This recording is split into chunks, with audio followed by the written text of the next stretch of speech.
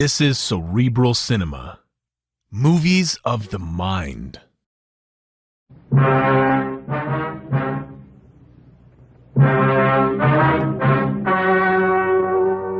story you are about to hear is true. Only the names have been changed to protect the innocent. Fatima Cigarettes, best of all long cigarettes, brings you Dragnet.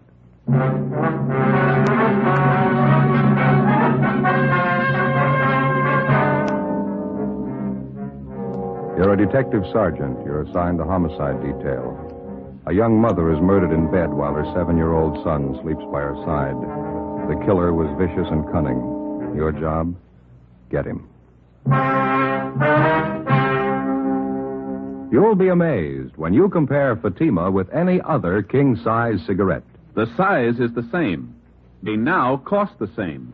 But in Fatima, the difference is quality. You see, Fatima is the quality king-size cigarette because it contains the finest domestic and Turkish tobaccos superbly blended. And Fatima is extra mild, with a much different, much better flavor and aroma than any long cigarette. So compare Fatima yourself. Fatimas now cost the same as other long cigarettes, but your first puff will tell you... Ah, that's different. Yes, in Fatima, the difference is quality. Buy Fatima. They're extra mild, with a better flavor and aroma. Smoke Fatima, the quality king-size cigarette. Fatima, best of all long cigarettes.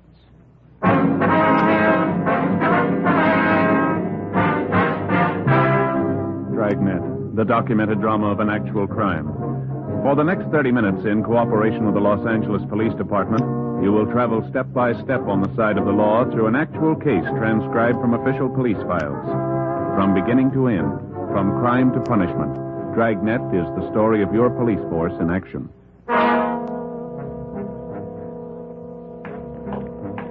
It was Monday, July 9th. It was warm in Los Angeles. We were working the night watch out of homicide detail. My partner's Ben Romero. The boss is Thad Brown, chief of detectives. My name's Friday. It was 11:25 p.m. when we got to 543 West Bixel Street. Front door. Homicide? That's right. This is Friday. My name's Romero. Klein, Unit 69. How are you? Partner's Thomas. He's in with the victim's mother and son. Back this way, sleeping porch. Okay. What's the story? Really a nasty mess. Looks like a shotgun. Victim's face is half gone. What's the name? Josephine Stevens, 28 years old. What do you got so far? Not much. Her mother's in a state of shock. Talked to the young boy for a minute. Pretty terrible. Here's the sleeping porch. Dear God. Yeah. They got a little kid by her side. It knocks the props out from under you. What do you got on it? Since Josephine Stevens and her 7-year-old boy was sleeping in the bed when it happened, haven't been able to fill it all out yet. From what the youngster told us, it happened about 30 minutes ago. I'd say it was a shotgun, too, wouldn't you, Joe? Yeah, looks like it. You can see by the head of the bed here. It looks like shotgun pellets. Yeah. The screen in the door here looks like it was recently torn. Yeah, Thomas and I noticed that, too. We made an immediate search of the area. Didn't turn up anybody. Backyard, round side, shrubbery. Didn't find anything. Yeah? We were careful not to step off onto the soft earth anywhere around. Didn't want a chance destroying any prints or anything. That's fine. Did you talk to the girl's mother at all, Klein? Very little. She's still hysterical. Doesn't seem to know what she's saying. Couldn't tell us very much. Yeah, well, let's step into the next room, huh? Room's just the way we found it. Nothing out of order. Dresser drawers are all closed. Room hadn't been prowled. It doesn't look like the work of a burglar or a prowler. Well, a burglar or prowler wouldn't be carrying a shotgun either, would he? The only thing Thomas and I found were a cut in the screen, the gate around the side of the house there. It's open. Crime lab been called? Haven't had time to do it right now. No, never mind. I'll take care of it. I want to call in anyway. Do they have a phone here? They're right in the kitchen there on that table. Okay, thank you. I figure we could use some help, don't you? Yeah. They're right there, you left. Yeah, I see it. Thank you.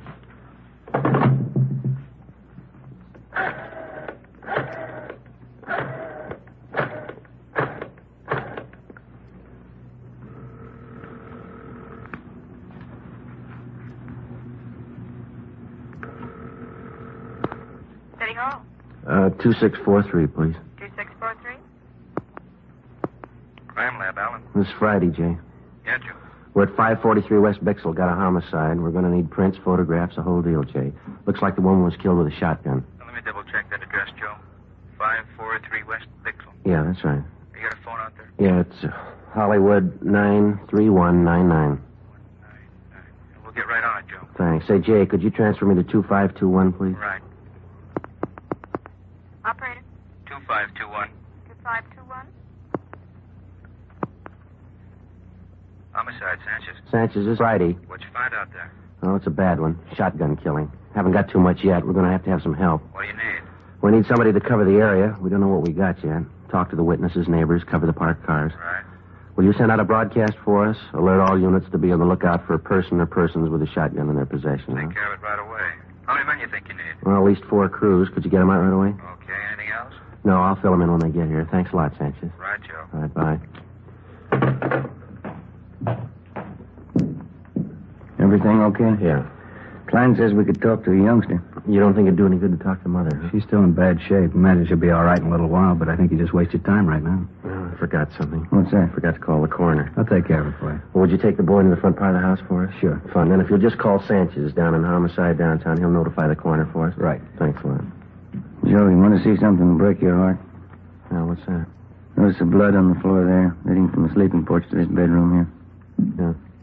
Look like small footprints, huh? They are. Little boys. Well, let's go in the front room. Yeah. This is a boy, 7 years old, name's Charles. Right. Thanks, Connie. I'll make that call for you right away, Friday. Hello, son. What happened to my mommy? I'm sorry. You better take it, Joe. Yeah. Come over here to me, son. Charles, is that your name? Charlie. Well, my name's Joe, Charlie. Yes, sir. Mr. Joe? Well, it's Joe Friday, son. Mr. Friday, are you a policeman? Yeah, that's right, Charlie. Now, that other man in the uniform, Officer Klein, Yes, sir. he said you might be able to tell us what happened here. Do you feel like talking about it, son? Mr. Friday, do you know what happened to my mommy? Well, that's what we're trying to find out, son. We'd just like to ask you a few questions. She's hurt bad, isn't she? Did she talk to you? She wouldn't talk to me. Grandma and those other policemen wouldn't let me stay in there. Well, can you tell us what happened here? You want me to tell you like I told the other policemen? If you would, please. I wish you'd let me go in and see Mommy. She could tell you a lot better than I can. Well, she's hurt kind of bad, son. We just thought that maybe you'd tell us. Well, we were sleeping in the bed on the back porch. Mm-hmm. We just got to bed, and Mommy was reading me a story. Then I heard this man at the screen door. Did you see the man, Charlie? No, I didn't. Mommy wouldn't let me. Well, how do you mean, son? How do you know it was a man, then? Somebody was cutting the screen at the door. I thought it was a man. But you're not sure you didn't see him? No, sir, I didn't see anybody. It was dark outside. You heard somebody cutting the screen, though, is that right? Yes, sir. Then Mommy sat up in bed. I started to sit up, too, but she wouldn't let me. She pushed me back down and said, keep down. Mm-hmm. Can you remember exactly what she said, Charlie? She said just to keep down. That's all she said. Well, then what happened? I heard the big gun, and Mommy fell down in the bed again. I could tell she was cut. I could see blood all over her. Mm-hmm. I tried to talk to her, but she wouldn't talk to me. So then I went to get Grandma. Now, after you heard the gun, did you hear anything else? I don't know what you mean. Well, did you hear anybody running outside the house? Anything like that? I don't remember. I don't think so. I got up and went into Grandma's room. I was awful scared. I don't know why Mommy wouldn't talk to me. She always used to when I was scared. Well, now, can you think of anything else that you might be able to tell us, son? No, sir. I just don't know why anybody would hurt my Mommy. She's so good. She never hurts anybody. Where's your father, Charlie? I don't know where he is. They don't live together anymore now. Mm-hmm. How long has it been since you saw your father, son? Just last Sunday was. Yesterday, I guess. I see him every Sunday. Well, do you have any idea who might want to hurt your mother? No, sir. Nobody. All right. What do you think, Ben? Charlie, Yes, sir. did your mother and father seem to argue with one another very much? Before we moved here to Grandma's house, they used to argue all the time. That's when we lived in the apartment. Is that why you moved over here, son? Yes, sir, that's partly it. Mama had to work, and she didn't want to leave me alone here. So we moved over to Grandma's house. Mm-hmm. Do you think your father would ever hurt your mother? Did he ever say anything about ever hurting her? My daddy was always so good to me. He used to buy me all kinds of things. I don't think he was ever mean to anybody. See? Do you remember your mother ever saying she was afraid of anybody? No, sir. She was never afraid of anybody. How do you know that, son? She and Grandma used to always tell me that I'm the man of the family. As long as I'm around, they're not scared of anybody. Oh, I see. But when you talk to Mama, you won't tell her, will you? Tell her what, son? She always says that big men cry about things. When Grandma came out on the porch, she started to cry, and she took me into her room, and she cried some more. I guess I cried a lot, too. When you talk to Mommy, you won't tell her that, will you? No, we won't. I've never really known. Was that right? Do big men ever cry? Yes, son. They cry.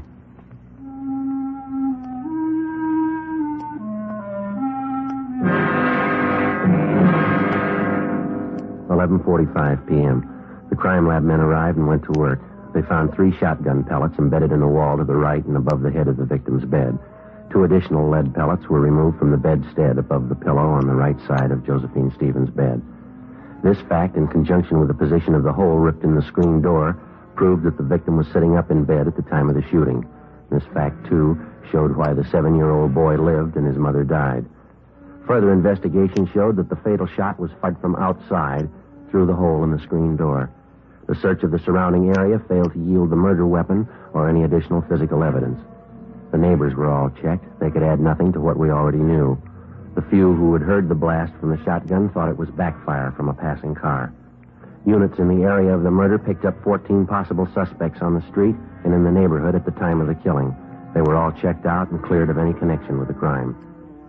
Josephine Stevens' mother, Mrs. James Edwards, was in a near state of collapse, but she managed to give us a statement. Her story corroborated that of 7-year-old Charles Stevens. Supplemental broadcasts and an all-points bulletin were put out to try and locate the killer. Ben and I drove over to 1543 East Workman Street to check out the husband of the murdered woman. Well, this is it, huh? Yeah, White House there. All right, let's go.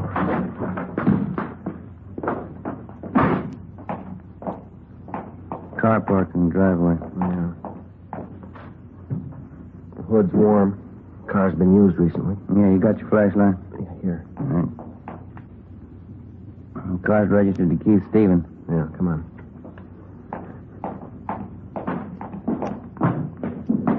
The lights are on inside, huh?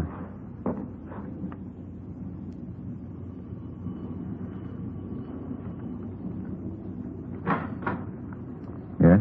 Mr. Keith Stevens, Yes, that's right. police officers like to talk to you. Want to come in? Yes, sir, thank you. What's the trouble, officer? When's the last time you saw your wife, Steve? Why? Well, when did you see her last?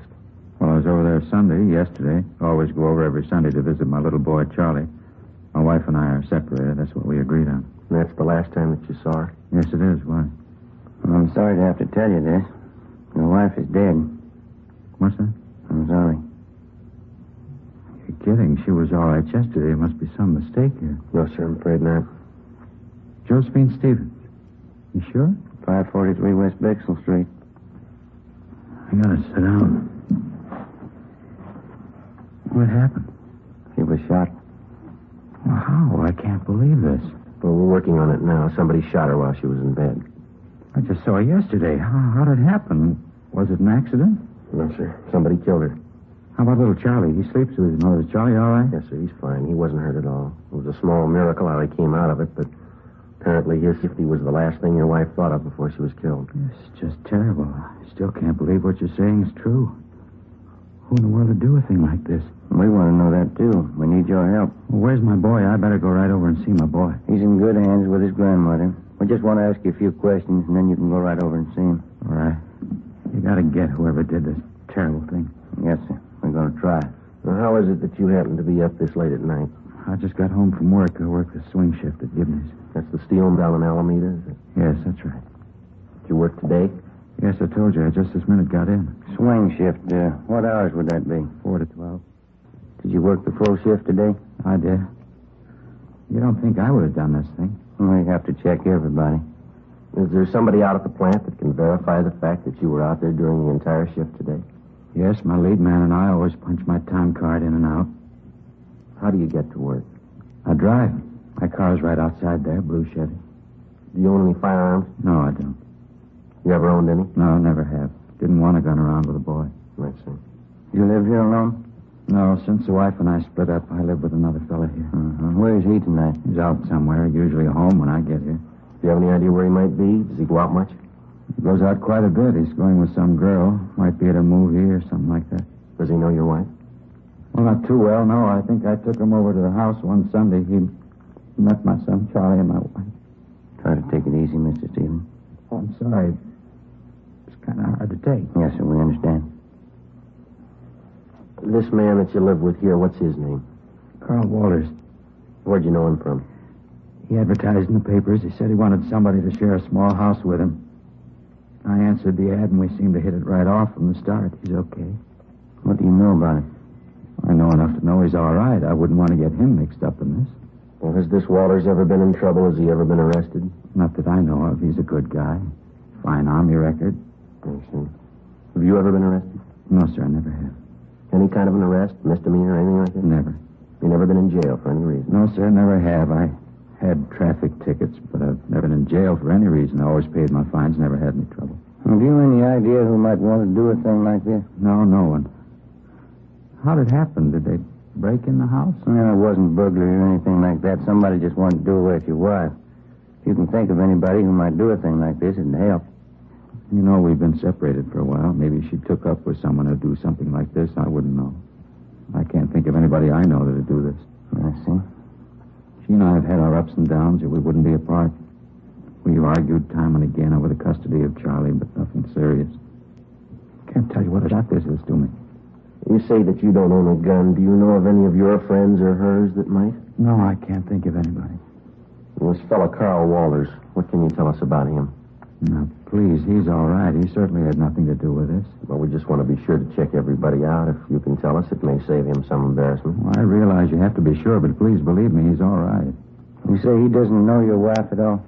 No, just that one meeting. You're sure he couldn't have had any part in it? Absolutely sure. What kind of a fellow is he? Oh, average guy, I guess. Likes to swim, plays a little golf. Always wants me to go out camping or hunting with him. Do you ever go with him? No, I haven't so far. He wants to go on weekends, and I like to see my son on Sundays, like I said. What does he hunt, do you know? He's not much of a hunter, really. He just likes to go out for ducks once in a while. Does he keep his equipment here? No, he doesn't, over at his father's house. Does he ever hunt for anything besides ducks? No, I'm positive about that. He's always saying how he never could shoot a deer. Says he gets buck fever. Can't say I blame him. He ever tell you what kind of a gun he had? No, not that I recall. Still think he had a part in this? We didn't say that. What's his duck hunting got to do with it? Well, when you hunt ducks, you use a shotgun.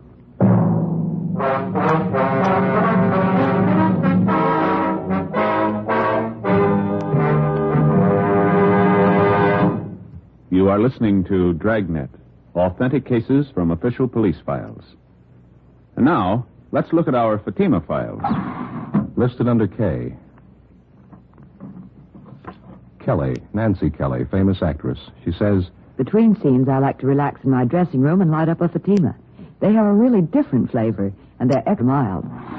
Friends, more smokers now insist on king-size Fatimas than ever before, because in Fatima, the difference is quality. quality of tobaccos.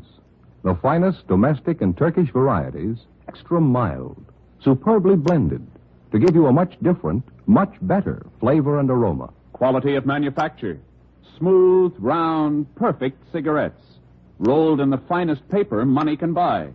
Manufactured in the newest and most modern of all cigarette factories. Quality, even to the appearance of the bright, clean, golden yellow package, carefully wrapped and sealed to bring you Fatima's rich, fresh, extra mild flavor. So, if you smoke a king-size cigarette, compare Fatima. You'll find they now cost the same, but your first puff will tell you, Ah, that's different. yes, in Fatima, the difference is quality. Buy Fatima. Smoke the quality king-size cigarette. Fatima. Best of all long cigarettes.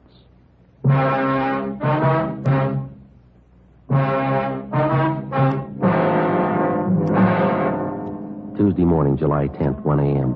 We continued to question Keith Stevens about the murder of his wife. He could add very little to what he'd already told us.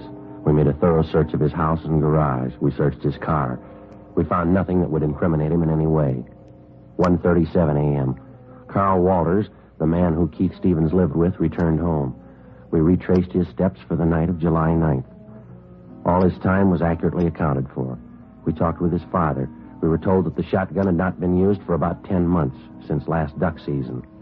We looked at the gun and noticed that it was covered with lint and had not been recently fired. We talked to the plant foreman at Gibney Steel Mill. He verified the fact that Keith Stevens worked his full shift on July 9th and did not leave his job until 12 midnight. At this point, both men were clear of any complicity in the murder of Josephine Stevens. Tuesday, July 10th, 8 a.m. We made the usual routine check of R&I of the 4 people involved in the case so far. Josephine Stevens, the murdered woman, her mother, Mrs. James Edwards, the husband, Keith Stevens, and his friend, Carl Walters. Here it is, Joe. One package. Nothing on Josephine Stevens or Miss Edwards. That's right. And Carl Walters is clean. He kind of makes a liar out of the husband, Keith Stevens. It's his package. Yeah, or he forgot. Let's see. Keith Stevens. Here's the arrest report, one only. Let's see. It's 4127A. Yeah, picked up from drunk charge. He didn't forget, Joe. This was on June 7th, last. Yeah, let me look at that officer's statement, huh? Mm-hmm. Let's see. Above suspect was picked up in the company of co-defendant Michael Duff, booking number 8023. Both suspects were drunk and disorderly at time of arrest. Their condition was such they were unable to care for themselves. No, he didn't forget. Hey, Mary. Yes, sir? Pull this package for us, will you, please? Booking number 8023. Give us a mug if he's got one, huh? What was that arrest date? June 7th, 51. Thank you.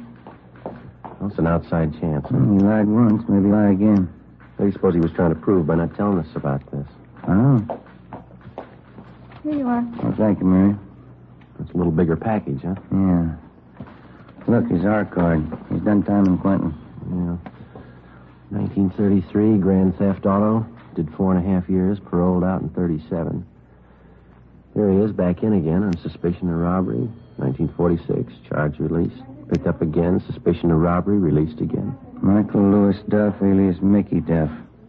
Stevens is moving in pretty fast company. Yeah. Look here, this is the guy, all right. Here's that last drunk arrest. See on that we saw on Stevens, June 7th? Yeah, Is there a mug there, Joe? Let's see. Well, there's this one on that 211 arrest in 47. Yeah, I see that one. It's pretty old, though. It's a little worn. Kind of hard to see. We'll check that last arrest report on the drunk charge. Maybe we got one of those auto photo strips. That ought to do it. I hope so.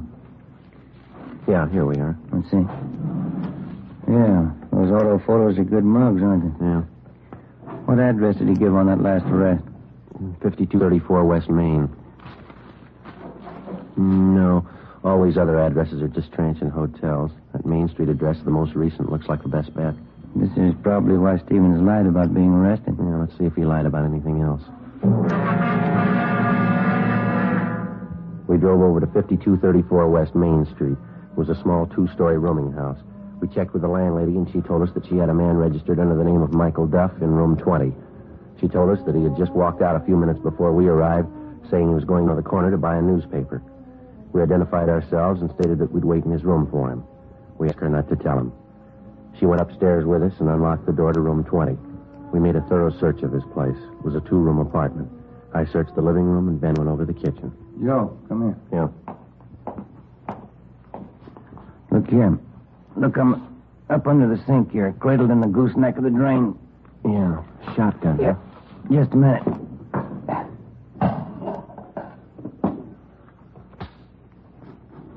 It's been fired recently. Yeah. And this much fits in. These don't.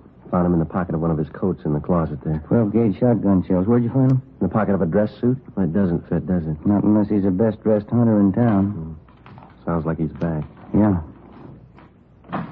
Get your hand out of that pocket, police officers. What's going on? Keep your hands out and open. Stand still. Here, Joe. You want to take this? Yeah. What are you doing carrying a gun, Duff? Anything wrong? You know better than that. What'd they tell you when they paroled you?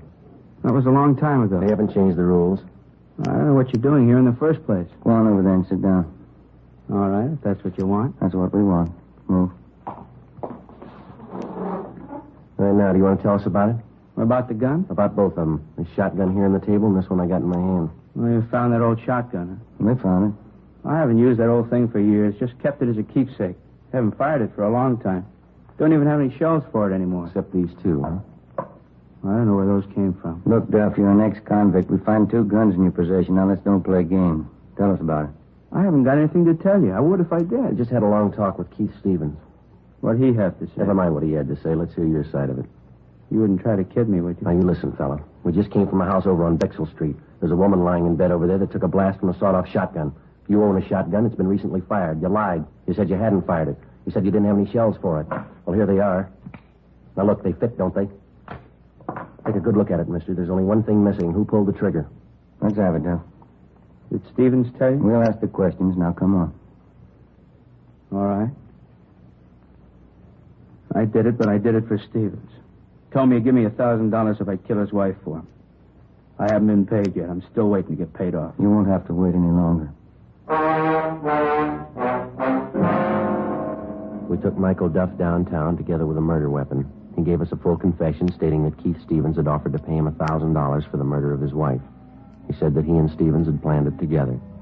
1:30 p.m., Tuesday, July 10th. We drove out to pick up Keith Stevens. What else could I do? Is that how you justify the murder of your wife? It was her fault. She'd have just tried to be reasonable. This never would have happened. People settle these kind of problems every day, and they don't use a shotgun. You wouldn't understand. Unless you got a son, you'd never really understand why I did it. I've got a son. I don't understand. And you don't love him like I do. Couldn't stand the thought of never seeing him, having her take him away from me. And that's the way you want us to put it down. That you didn't want your child taken away from you, so you killed his mother. Not exactly. She was going to take him away. She wanted him to forget all about me. She wanted him all for herself. Did your wife tell you all this? Well, no, of course not. Any fool could see that's what she had in mind. You mean just because of some argument that you and your wife had, you just assumed all this to be so? Sure. I knew she'd never give me a break with Charlie. Isn't that what always happens? And you never asked her how she felt? Never thought that you could stand on your legal rights? Never knew that what you're trying to make us believe seldom happens unless there's a good reason for it? Wasn't going to let her take my son away from me. Nobody could do that. Yes, sir, you're right. You lost him yourself. The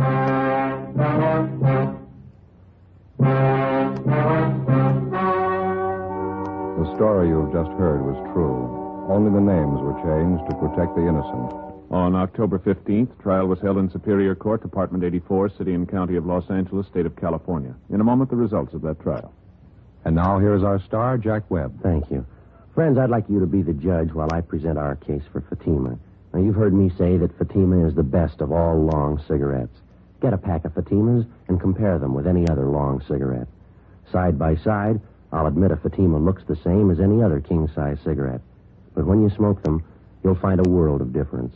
In Fatima, that difference is quality. Quality that gives you extra mildness, a much better flavor and aroma.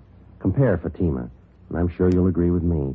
Fatima is the best of all long cigarettes.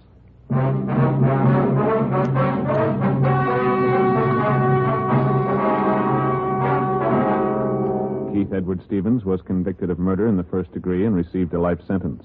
He is now serving his time in the state penitentiary.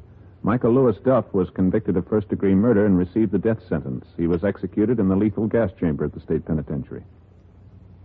Dragnet wishes to thank Sheriff Brian Clemens of the parish of East Baton Rouge, state of Louisiana, for the appointment of Sergeant Joe Friday and Sergeant Ben Romero as honorary deputy sheriffs. Our sincere thanks to Sheriff Clemens.